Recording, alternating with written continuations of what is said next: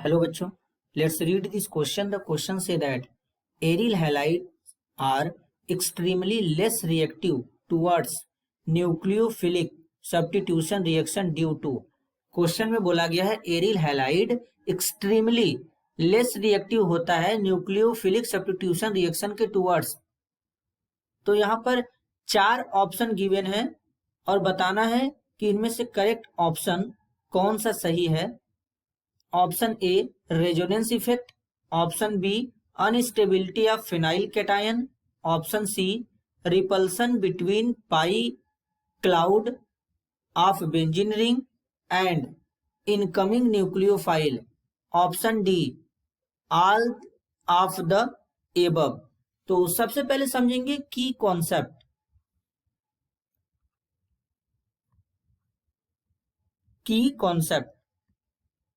की कॉन्सेप्ट होगा properties of aryl halide. Properties of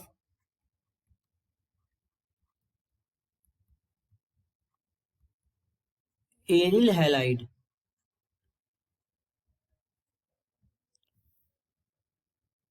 तो सबसे पहला जो इसमें इफेक्ट है वो होता है रेजोनेंस इफेक्ट। कहीं ना कहीं रेजोनेंस इफेक्ट भी एरिल हैलाइड के न्यूक्लियोफिलिक सब्स्टिट्यूशन रिएक्शन के लिए रिस्पॉन्सिबल होता है।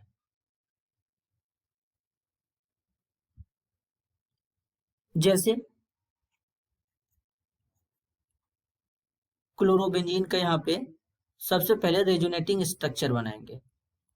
यहाँ पर इस क्लोरीन के पास लोन पेयर है, तो जिसके कारण ये लोन पेयर कॉन्जुगेशन में है, तो यहाँ पर रेजोनेंस होगा। तो कुछ इस तरीके से स्ट्रक्चर फॉर्म होगा सेकेंड वाला। ये पाई बॉन्ड और ये जो पाई बॉन्ड है ये दोनों एज इट इज रहेंगे इस तरीके से। इस पे नेगेटिव चार्ज आएगा, यहाँ पे डबल बॉन्ड आ जाएगा, क्लोरीन के ऊपर पॉजिटिव चार्ज आएगा।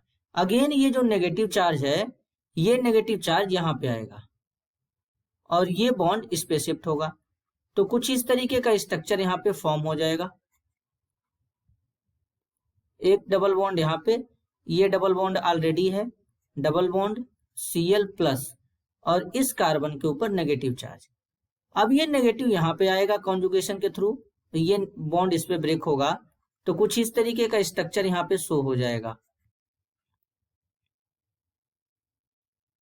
एक बॉन्ड यहाँ पे है, एक बॉन्ड यहाँ बनेगा, इस पे negative charge, double bond Cl plus. अब ये नेगेटिव यहाँ पर आके बॉन्ड बनाएगा, ये बॉन्ड वापस से यहाँ पे शिफ्ट हो जाएगा।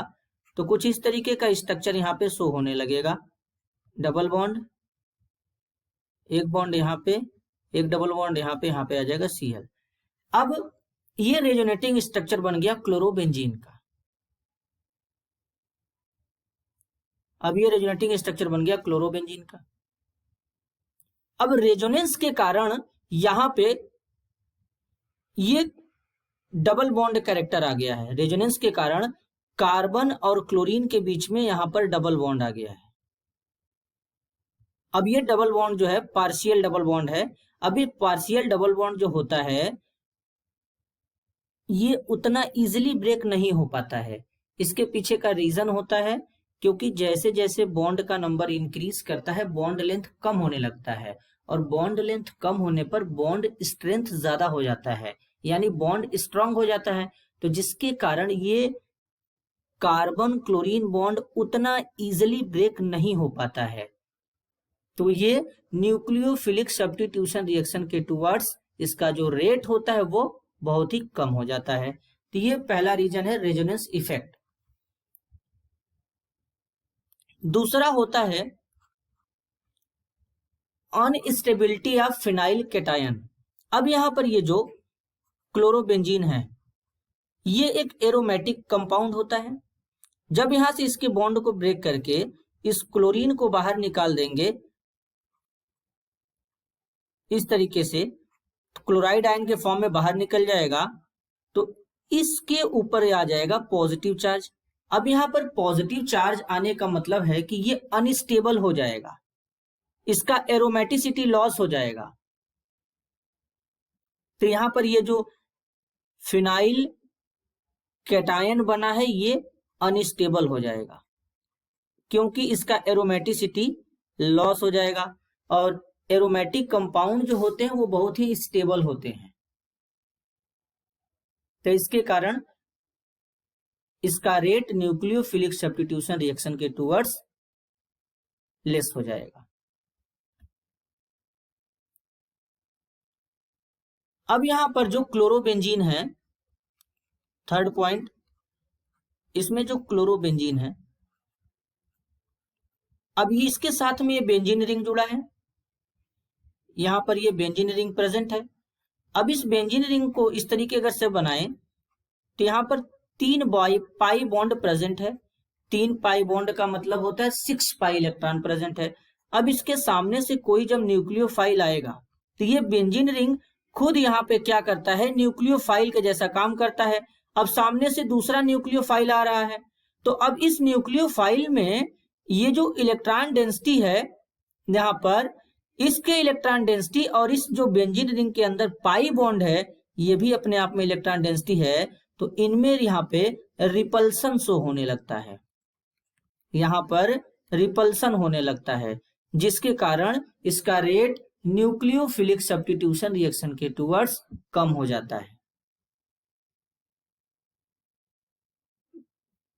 तो करेक्ट ऑप्शन को आइडेंटिफाई करेंगे तो ऑप्शन ए में बोला गया है रेजोनेंस इफेक्ट, ये भी सही है। ऑप्शन बी में बोला गया है अनस्टेबिलिटी ऑफ फिनाइल कैटायन, ये भी करेक्ट होगा। ऑप्शन सी में बोला गया है repulsion between pi cloud of benzene ring and incoming nucleophile, ये भी करेक्ट है, क्योंकि यहाँ पर जो पाई इलेक्ट्रॉन क्लाउड है बेंजीन रिंग का और ये जो इनकमिंग न्यूक्लियोफाइल है इनके बीच में रिपल्सन होता है, तो रिपल्सन होने के कारण रेट कम हो जाता है।